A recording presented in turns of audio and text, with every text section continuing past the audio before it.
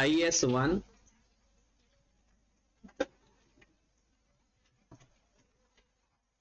इसका नाम है presentation of financial statement.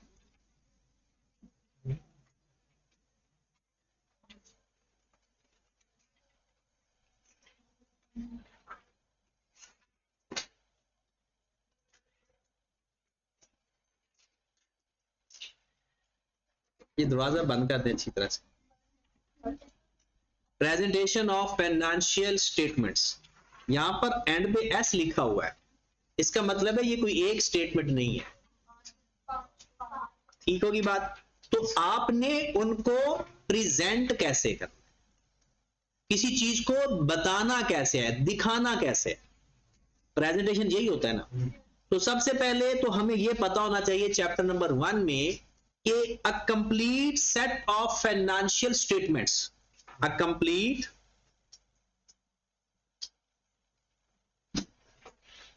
Set of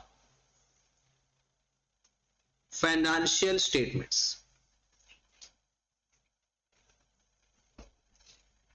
या इसको क्या बोलते हैं, component of financial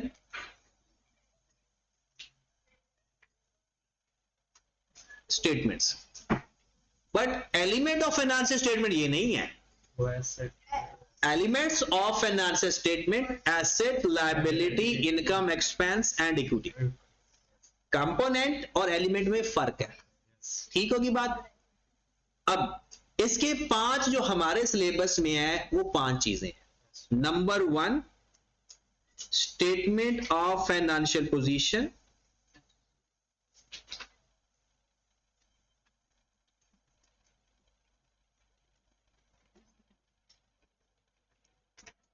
statement of financial position जिसका पुराना नाम बैलेंस शीट है।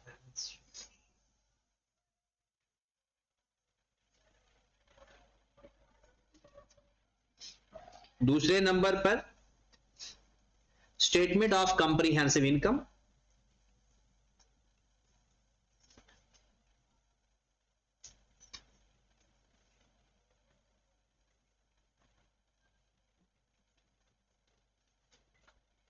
जिसको इनकम स्टेटमेंट भी बोला जाता है,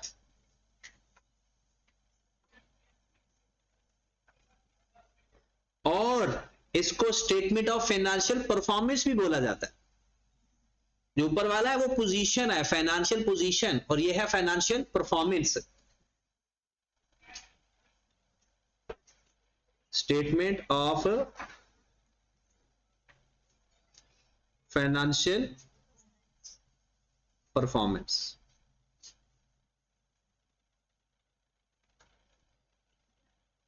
तीसरे नंबर पर जो स्टेटमेंट है, ये दोनों हमारे सिलेबस में है।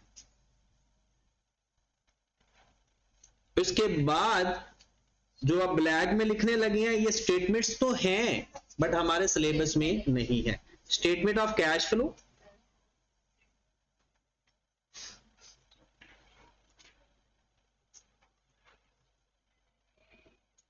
इसको कैश फ्लो स्टेटमेंट कह लें या स्टेटमेंट ऑफ कैश फ्लो कह लें।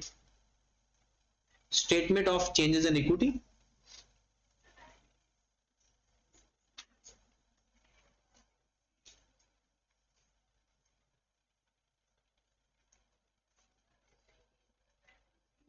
स्टेटमेंट ऑफ कैश फ्लो और statement of changes in equity. 5वें नंबर पे statement of notes to the accounts या notes to the financial statement,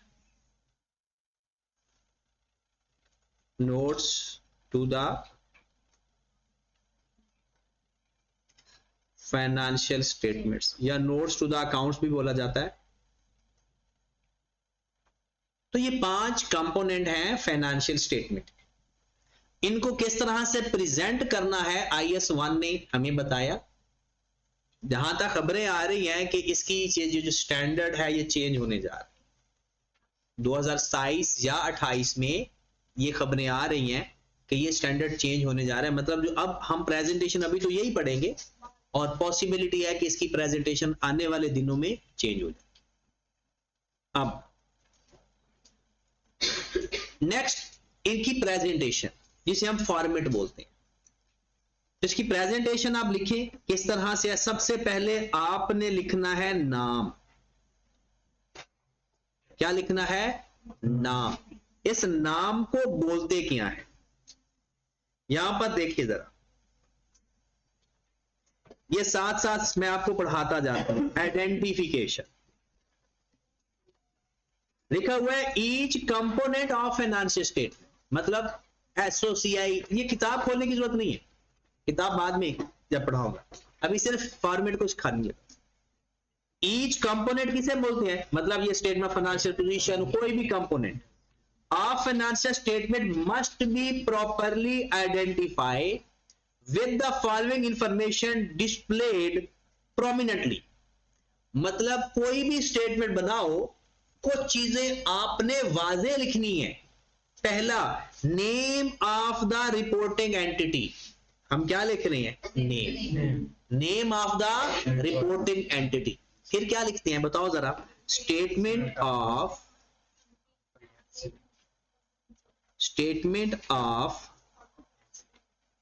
comprehensive income.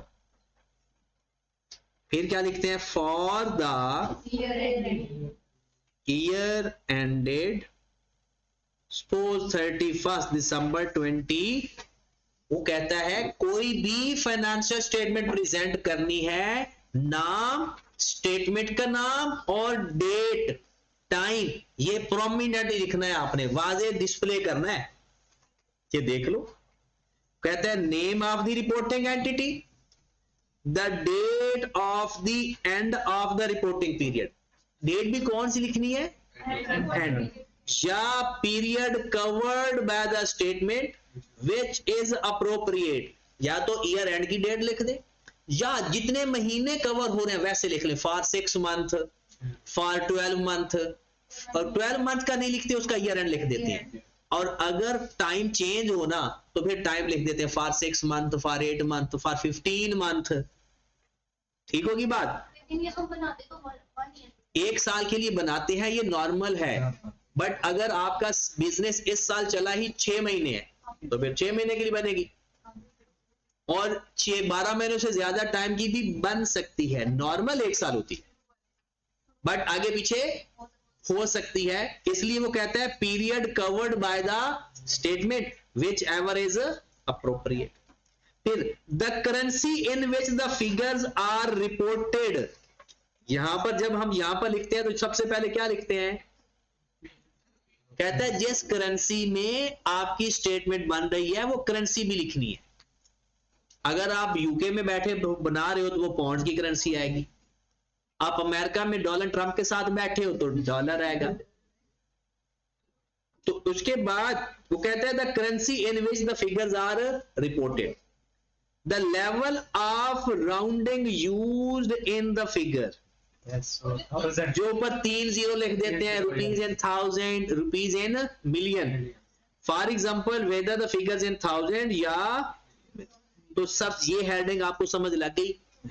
Her component financial statement के ऊपर एंड रिपोर्टिंग एंटिटी का नाम, रिपोर्टिंग एंटिटी की स्टेटमेंट, उसकी डेट, उसकी करेंसी और राउंडिंग ऑफ अमाउंट, ये वाज़े तौर पर नजर आनी चाहिए। अच्छा, जब यहां पर ये लिखते हैं ना पेपर में, ये सवाल आ गया, ये जो फॉर द ईयर एंडेड हम नीचे लिखते हैं ना, ये नीचे इसलिए लिखते हैं ताकि ऊपर लाइन बहुत लंबी हो जाएगी, वरना बुक्स के अंदर ये जो डेट है ये फॉर द ईयर एंडेड ये यहां लिखी होती है, वो 2 लाइनों में, ऊपर रिपोर्टिंग एंटिटी और नीचे लिखा होगा उस स्टेटमेंट का नाम फॉर द ईयर एंडेड। तो पेपर में जब ये सवाल आया तो जिस स्टूडेंट को ये सवाल आया उसने मुझे कहा कि सर कहीं गलत तो नहीं मैंने लिख दिया? तो ये जो यहां तीसरी लाइन है ना, ये तीसरी लाइन कंपलसरी नहीं है, ये 2 ही लाइनें हैं, पहली एंटिटी का नाम और दूसरा स्टेटमेंट विद डेट। वो तो इस तरह हम नीचे लिखते हैं ताकि वो इतनी लंबी लाइन ना बन जाए, लेकिन वो तो टाइपिंग करते वक्त इतना मसला नहीं होता। ये मैं आपको दिखाऊंगा भी सही आगे, जब यहां से क्वेश्चन हम देखेंगे तो उसमें वो टाइप किया होता है, हमने सिर्फ पहचानना होता है सही कौन सा टाइप किया। वो क्या करेगा, जैसे ये वाली स्टेटमेंट लिखी होगी, statement of comprehensive income as at, और एक होगा फॉर द ईयर। जब खुद बनाओगे लिखना कुछ भी नहीं होता, टाइप किया होता है, आपने वहां से क्लिक करोगे तो डेट का फॉर्मेट आ जाएगा, 2-3 फॉर्मेट लिखे हुए आ जाएंगे, आपने उसमें से देखना है सही फॉर्मेट कौन सा है, तो वो क्लिक करोगे तो वो खुद लाइन आ जाएगी। लिखने वाला सिर्फ कुछ वैल्यूज टाइप करनी होती है नंबर्स में, बस टाइप करने वाला कुछ भी नहीं आता, वो बनी बनाई होती है। आपने बस ये है कि उनमें से आप लोगों ने सिलेक्ट करना होता है सही अप्रोप्रिएट डिस्क्रिप्शन क्या है, अमाउंट्स वगैरह के। तो रुपीस, और यहां पर रुपीस की अप्रोप्रिएट करेंसी की राउंडिंग ऑफ फिगर भी लाजमी है। तो ये है आइडेंटिफिकेशन। आगे चलते हैं, फिर उसके बाद हमने यहां पर सबसे पहले लिखना है रेवेन्यू,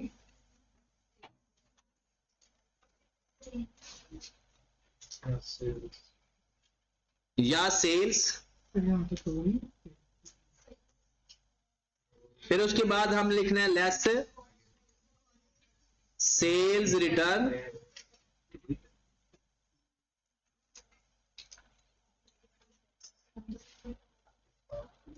फिर डिस्काउंट अलाउ। अच्छा, कुछ अमाउंट लिख लें साथ ताकि आपको समझाने में मुझे भी आसानी हो और आपको भी समझने में आसानी हो। हम ना एक अज्यूम करके अमाउंट से लिखते जाते हैं, छोटी छोटी अमाउंट लिख लेते हैं, 1000, 100 और 100। ये कितना लिख देंगे, रुपीस यहां पर भी लिख लेते हैं, कितना आ गया 800। लिखने का तरीका कॉपी करना है आपने, इसके नीचे भी लिख सकते हैं आप, और साथ एक और कॉलम में भी लिख सकते हैं। मतलब ये पहला कॉलम हो गया रफ वर्क का और अगला कॉलम हो गया नेट। ये तरीका होगा हमारी प्रैक्टिस का। अब पता है जब आप लोग क्वेश्चन कर रहे होंगे तो कैसे आएगा, और यहां पर मैं लिखता हूं आपका पेपर में किस तरह से सवाल आए। पेपर में एक बॉक्स बना होगा, पहले आपने रिपोर्टिंग एंटिटी का नाम लिखा होता है, मोस्टली नाम मौजूद होता है, फिर डेट वाला बॉक्स बना होगा, वहां पर एक के डेट के साथ लिखा होगा एज एट और एक के साथ लिखा होगा फॉर द। तो वो क्या लिखा होगा, मैं एब्रीविएशन इस्तेमाल कर रहा हूं, पेपर में एब्रीविएशन नहीं होगी, statement of comprehensive income for the year ended, कुछ इस तरह से लिखो, ठीक है। उसका सिर्फ एक कॉलम होगा रेवेन्यू, बस एक, आगे एक बॉक्स बना होगा, आप जैसे ही उसको क्लिक करोगे नीचे 4 ऑप्शन आए, उनमें से एक ऑप्शन कुछ ऐसे होगी, 1000 minus 100 minus 100 is equal to 800।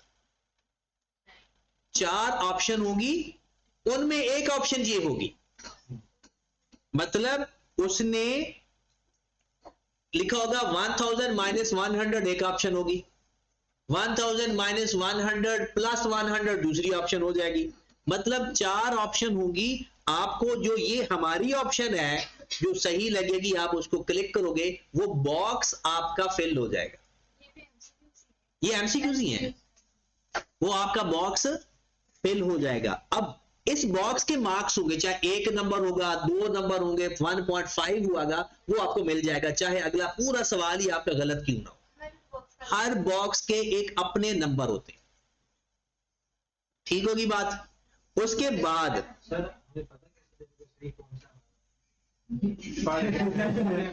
साथ ले जा चीपू,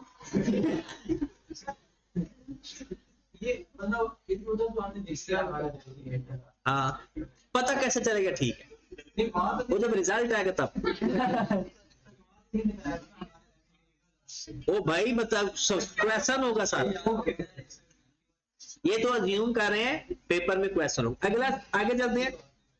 अच्छा, अभी हम जब हल करेंगे तो इस फॉर्मेट से करेंगे, पेपर वाला फॉर्मेट में साथ साथ इसलिए बता रहा हूं ताकि आपको तसल्ली हो कि पेपर में ज्यादा आसान होता है। उसके बाद आ जाए less cost of cell.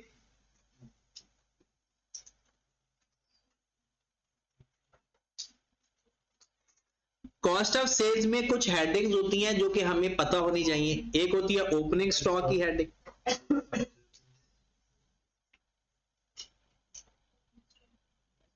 Plus purchase होता है जी, प्लस कैरेज इन कर लो।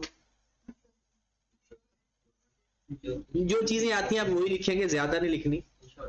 Minus purchase return, minus discount received, minus closing stock. ये है हमारी कॉस्ट ऑफ सेल जो आपके पेपर के अंदर कवर होती है। अनटिल एंड अनलेस के कोई एरर ना हो, एरर हो तो फिर वो चीज ऐड हो जाती है, नहीं एडजस्टमेंट चीजें ऐड हो जाती है, ये वो एक फिक्स फॉर्मेट है। अब जितना ओपनिंग स्टॉक होगा, हम ओपनिंग स्टॉक अज्यूम कर लेते हैं हमारे पास 200 का ओपनिंग स्टॉक पड़ा होगा।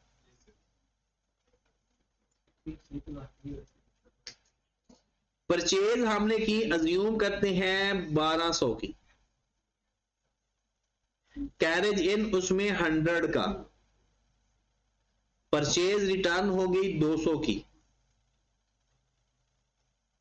डिस्काउंट रिसीव कर लेते हैं 100 और क्लोजिंग स्टॉक कर लेते हैं 500। ये हमारे पास कॉस्ट ऑफ सेल आ जाएगी। करो जरा इसको प्लस माइनस। अच्छा, ये जो वैल्यू लिख रहा है ये मैं अज्यूम करके लिख रहा हूं 700। हमारा आ जाएगा ग्रॉस प्रॉफिट।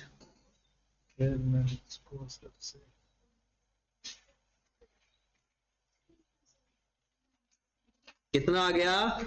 100। अब जो बंदा पहली दफा पढ़ रहा है, क्योंकि आपने पहले ये फॉर्मेट सीखा हुआ है, जो बंदा पहली दफा पढ़ रहा है वो भी साथ साथ करे। देखिए, सबसे पहले आपके पास एक ट्रायल बैलेंस होगा, ये सारी इंफॉर्मेशन आपके पास होंगी। सबसे पहले सेल, जो चीज नहीं है वो नहीं लिखेंगे। फिर उसके बाद सेल्स रिटर्न, डिस्काउंट अलाउड उठाएंगे, प्लस माइनस करके जो आंसर आएगा वो फाइनल स्टेज। फिर उसके बाद cost of sale. Cost of sale में opening stock, purchase, carriage in, purchase return, discount received, closing stock, ये सारी वैल्यूज लिख देंगे। जो प्लस हो रही है प्लस, जो माइनस करनी है माइनस। तो इसका आंसर जो 700 आया है, इसको बोलते हैं cost of sale. Insurance and transit लिखते हैं अगर होगी तो, नॉर्मली होती नहीं आपके लेवल। ठीक होगी बात। अब आगे चलते हैं। अगर आप अपने पेपर में देखोगे तो पेपर में आपके पास एक कॉस्ट ऑफ सेल का बॉक्स होगा, कॉस्ट ऑफ सेल लिखा होगा। आगे बॉक्स पे क्लिक करोगे तो 4 ऑप्शन आ जाएंगे। जो ऑप्शन का तरीकाकार कुछ चेंज हो सकता है, जैसे लिखा होगा 200 प्लस 1200 में वो 200 माइनस करके 1000 लिख देगा। ठीक है, ऐसे वो कर सकता है। yes. यानी नेट परचेज कर सकता है, मतलब वो 1200 और 200 को अलग अलग ना लिखे, वो क्या लिख देगा? 1000 लिख देगा। फिर उसके बाद कैरेज इन ऐड कर देगा, डिस्काउंट रिसीव्ड माइनस कर देगा और क्लोजिंग स्टॉक भी माइनस, और इज इक्वल टू आगे लिख देगा 700। फाइनल वाला 700 भी। और एक आंसर ऐसा भी होता है और इस तरह के कैलकुलेशन में भी देता है। और हमने करना क्या होता है, हम अपनी कॉस्ट ऑफ सेल फाइंड करके हम उसका फाइनल आंसर से ही मैच करेंगे, ताकि हमें पता चले कि फिर कैलकुलेशन वो नेट करे ना करे, हमें फाइनल आंसर से ही सही पता चल रहा है कि हमारा टोटल और उसका टोटल बराबर आ रहा है या नहीं। और अच्छी बात यह है कि वो टोटल भी साथ इक्वल करके लिखता है, तो ये हमें फिर फायदा हो जाता है कि वो टोटल करना नहीं पड़ता। अब उसके बाद एक और कॉलम होता है ग्रॉस प्रॉफिट का। अच्छा, ग्रॉस प्रॉफिट का कॉलम ना खाली होता है, ये क्लिक करना नहीं होता, इसको फिल करना होता है। 800 रेवेन्यू, 700 कॉस्ट ऑफ सेल, और यहां पर क्या लिख देंगे, ये खुद से हमें टाइप करना पड़ेगा। अब ये फॉर्मेट हम प्रैक्टिस किया करेंगे और इस फॉर्मेट में आपको सवाल आएगा पेपर। जो पेपर में सवाल आता है वो जल्दी हो जाता है क्योंकि सारी हमें लिखनी नहीं पड़ती चीजें, बार बार लिखी हुई होती हैं पहले, बस हमें पता होनी चाहिए कि ये चीजें इसमें आती। ये हमारा ग्रॉस प्रॉफिट तक का काम हो गया। और ये बातें याद रखनी है, ग्रॉस प्रॉफिट तक के हिस्से को ट्रेडिंग अकाउंट बोलते हैं। अगर कभी जिंदगी में वो आपसे कोई कहे ना कि ट्रेडिंग अकाउंट बनाकर दिखाओ, तो gross sale minus cost of sale is equal to gross profit, इतने हिस्से को ट्रेडिंग अकाउंट बोलते हैं। ये हमने उसमें भी थोड़ा सा सीखा था इन्वेंट्री के अंदर। ग्रॉस प्रॉफिट तक के हिस्से को क्या बोलते हैं? Sale minus cost of sale, trading account. अब आ जाते हैं नेक्स्ट।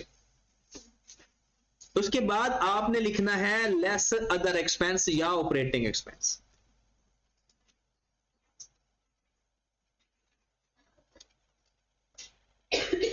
अब ये जो अदर एक्सपेंसेस हैं ये दो फॉर्मेट में होते हैं, या सारे अलग अलग बताए होंगे या सारे सेम इकट्ठी हेडिंग के साथ बता देगा। मतलब सैलरी अलग, रेंट अलग, डेप्रिसिएशन अलग, सारे एक्सपेंस अलग अलग बता देगा।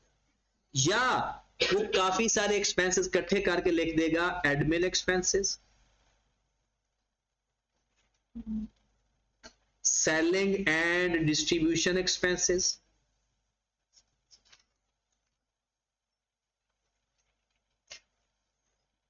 कुछ एक्सपेंसेस अपने नाम से भी लिख देगा, जैसे अदर एक्सपेंस लिख देगा सपोज। अगर तो वो उसने नाम कंबाइन करके लिखे तो बताया होता है कि सेलिंग और एडमिन में एक्सपेंसेस आते कौन कौन से हैं। दूसरा, मैं आपको एक लिस्ट भी बता दूंगा कि ये वाले एक्सपेंसेस एडमिन में जाकर ऐड करना और ये वाले सेलिंग में ऐड करना, बट आपको इस लेवल पे जरूरत नहीं होती। ये FR1 के अंदर है, उसमें सोचना पड़ता है, यहां पर सोचना नहीं है क्योंकि वो खुद ही बता देता है कि ये एडमिन है और ये सेलिंग और डिस्ट्रीब्यूशन। तो अगर तो उसने इकट्ठे एक्सपेंसेस दिए, यहां पर हम एडमिन एक्सपेंस लिख देंगे, अदर एक्सपेंस लिख देंगे और इन तीनों को ऐड करके सपोज अज्यूम करने लगा हूं कि 30 आ गया तीन, तो ये 100 में से मैं माइनस कर दूंगा, मेरे पास ऑपरेटिंग प्रॉफिट आ जाएगा। अच्छा, ऑपरेटिंग प्रॉफिट तब पेपर में फाइंड करना अगर उसका अपना बॉक्स हो। अगर उसका बॉक्स नहीं है ना तो ये ऑपरेटिंग प्रॉफिट फाइंड करने की भी जरूरत नहीं। अभी कितना हमारा प्रॉफिट आ गया? 7। और अगर आप सॉफ्टवेयर में जाएंगे उसमें किस तरह से गिवन होगा, एडमिन का एक बॉक्स बना होगा, क्लिक करेंगे, वहां 4 एक्सपेंस आ जाएंगे, उसमें से हम देखेंगे कि हमारा एक्सपेंस कौन सा। फिर डिस्ट्रीब्यूशन एक्सपेंस पर क्लिक करेंगे, 4 एक्सपेंस आ जाएंगे, हम अपना एक्सपेंस देख लेंगे। ट्रायल बैलेंस में दी होती है, कुछ ट्रायल बैलेंस में होती है, कुछ अदर एडिशनल इंफॉर्मेशन में भी बताई होती है। फिर उसके बाद इसी तरह सारे एक्सपेंसेस का डाटा और एडिशनल इंफॉर्मेशन दे देगा कि इसको एज इट इज लिखना है या चेंज करनी है कोई चीज। ठीक है, अब उसके बाद हमने इसके नीचे लिखना है फाइनेंस कॉस्ट। फाइनेंस कॉस्ट मतलब हमारा इंटरेस्ट, सपोज 10 रुपए है। अदर इनकम, अगर वो मतलब एक्सपेंस में लिख दें वो एक बात हो, एक्सपेंस में लिख दोगे, अगर उसने अलग से हेडिंग में लिखा है तो हम अलग से लिखेंगे, और फाइनेंस कॉस्ट हमेशा वो अलग लिखता है। हो सकता है वो ऑपरेटिंग प्रॉफिट का कॉलम ना बनाए, ऑपरेटिंग प्रॉफिट का बॉक्स ना दे, तो फिर डायरेक्ट 100 माइनस 30 माइनस 10, दरमियान में 70 फाइंड करेंगे ही नहीं, आंसर तो सेम आएगा। अदर इनकम सपोज दैट हमारे पास आ गई है 5, इसको हम बोलेंगे नेट प्रॉफिट। क्या बोलेंगे इसको? Net profit. ठीक होगी बात? कितना आ गया नेट प्रॉफिट?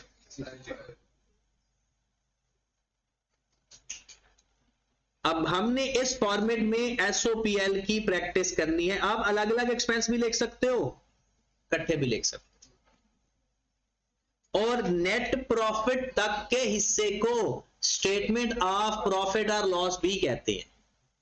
नेट प्रॉफिट तक के हिस्से को स्टेटमेंट ऑफ प्रॉफिट और लॉस भी कहते हैं। ग्रॉस प्रॉफिट तक के हिस्से को ट्रेडिंग अकाउंट, नेट प्रॉफिट तक के हिस्से को स्टेटमेंट ऑफ प्रॉफिट और लॉस। इसके आगे भी एक स्टेटमेंट बनती है, उसे बोलते हैं अदर कॉम्प्रिहेंसिव इनकम। वो हमारे सिलेबस में नहीं है। इसके बाद भी एक स्टेटमेंट, अभी स्टेटमेंट ऑफ कॉम्प्रिहेंसिव इनकम पूरी नहीं हुई, वैसे मैं लिख देता हूं। इसके बाद होता है ऐड अदर कॉम्प्रिहेंसिव इनकम। ये हमारे सिलेबस में नहीं। ये तो हमारा फॉर्मेट बन गया स्टेटमेंट ऑफ प्रॉफिट और लॉस का। दोबारा देखें, पहले सेल्स लिख लेना, फिर सेल रिटर्न और डिस्काउंट अलाउड उसमें से माइनस कर दे। फिर कॉस्ट ऑफ सेल लिखना। कॉस्ट ऑफ सेल में क्या चीजें आती हैं? ओपनिंग स्टॉक, परचेज, कैरेज इन, ये ऐड होने वाली।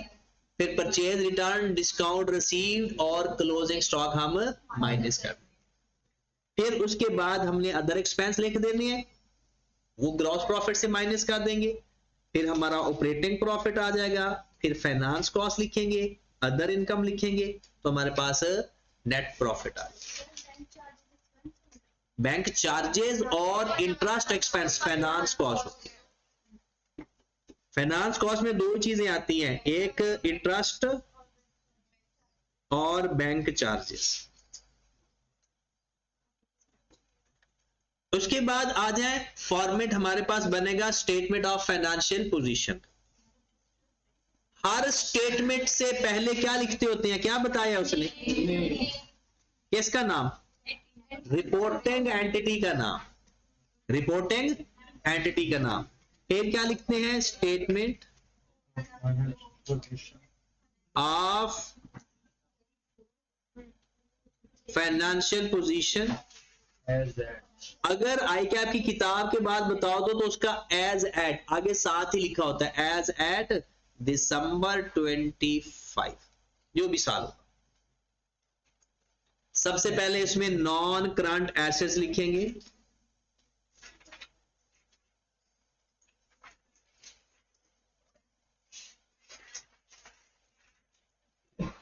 अब जो क्वेश्चन के अंदर नॉन करंट एसेट की लिस्ट होगी, as it is copy paste करेंगे। जो क्वेश्चन के अंदर नॉन करंट एसेट्स होंगे, सपोज लैंड है, कुछ हम लिख लेते हैं बिल्डिंग है, और फर्नीचर है, बट लिखने कौन से हैं? Non current assets. जितने भी नॉन करंट एसेट हैं उनकी वैल्यू लिखकर उसका टोटल कर देंगे। और पेपर के अंदर क्या होगा? टोटल का एक बॉक्स बना होगा, हमने क्लिक करना है तो वो टोटल उसमें आ जाएगा। हर एसेट का अलग अलग वैल्यू भी आएगी और फिर टोटल नॉन करंट एसेट का एक बॉक्स भी अलग से होगा। फिर हम देखेंगे करंट एसेट।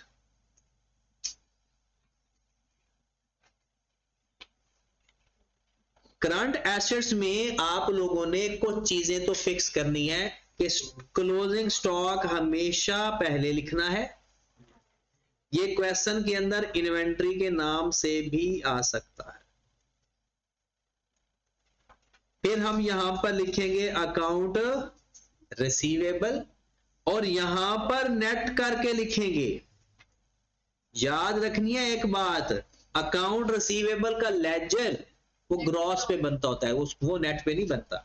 और यहां पर नेट कैसे नेट करेंगे? रिसीवेबल में से एडिशनल बैड डेट्स भी माइनस और कैरीड ऑन अलाउंस का भी माइनस। फाइनल, अगर फाइनल अकाउंट में ये यहां पे करेंगे आप, वो जो हम दूसरा नहीं लिखते कि एसओएफई में कैसे अमाउंट जाएगी, account receivable minus additional bad debts, सारा कुछ बताया। वो एक छोटी सी जो सवाल नहीं किया आपने जो सवाल नहीं किया आपने, वो सवाल एक एडजस्टमेंट होगी, वो इधर भी करनी पड़ेगी। इधर भी कर पूरा जितनी अकाउंटिंग पढ़ रहे हैं ना वो सारी इसमें है। एक्रूअल प्रीपेमेंट्स में आएगा, बैड डेट्स इसमें आएंगे, ये मुश्किल है। डेप्रिसिएशन आएगी इसमें, इन्वेंट्री आएगी, यहाँ lower of cost and NRV तो सारा इसके अंदर आएगा। रिवीजन भी हो जाएगी पिछले चैप्टर से। पहले तो हाँ जी, अब अकाउंट रिसीवेबल के बाद, अकाउंट रिसीवेबल के बाद क्या लिखोगे? अदर रिसीवेबल लिख लेना, prepaid and other receivable, prepayment cash and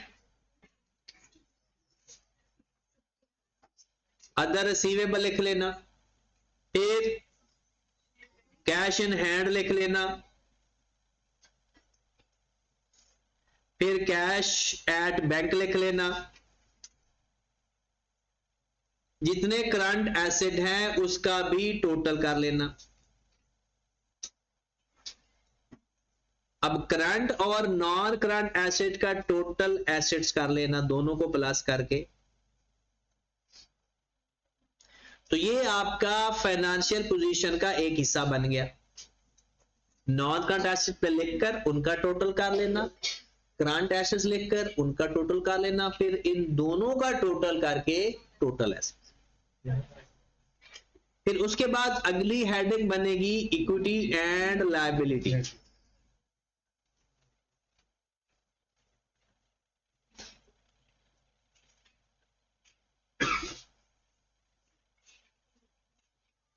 equity and liability. अब सबसे पहले इक्विटी आएगा जी,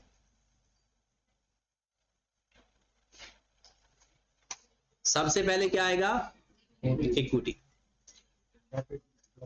इक्विटी में आता है ओपनिंग कैपिटल उसे बोलते हैं, या सिर्फ कैपिटल बोलते हैं। ओपनिंग कैपिटल या सिर्फ कैपिटल वो लिखेंगे, इसमें प्लस कर देना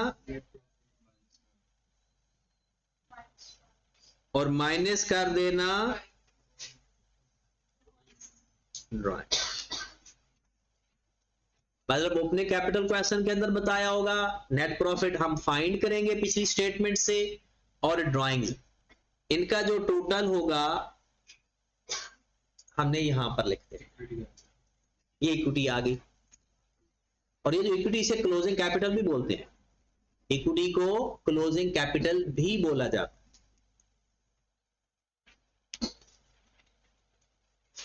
उसके बाद हम लिखेंगे non current liabilities.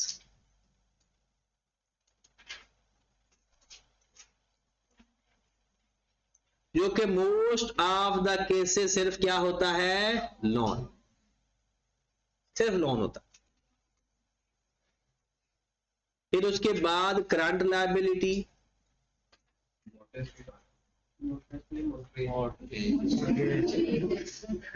Current liability. अब ना हम पेपर वाली साइड पे जा रहे हैं, वो पहले तो फुल डिटेल में पढ़ा था, अब जो पेपर में मोस्टली चीजें आती सिर्फ वही लिखने लगे। हाँ जी, सबसे पहले अकाउंट पेएबल या creditor, accrued expenses and other payable,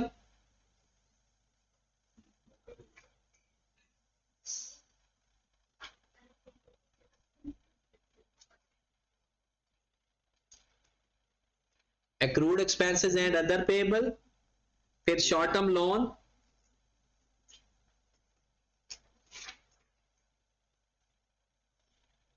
bank overdraft,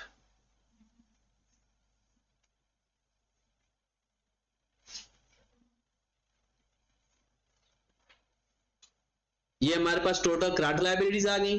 अब ये इक्विटी को, नॉन करंट लायबिलिटी को और करंट लायबिलिटी को प्लस कर देना, तो ये आपके पास बन जाएगा टोटल इक्विटी एंड लायबिलिटी। तो मेरे भाई ये आपने फॉर्मेट याद करना है, याद किए बगैर गुजारा नहीं है।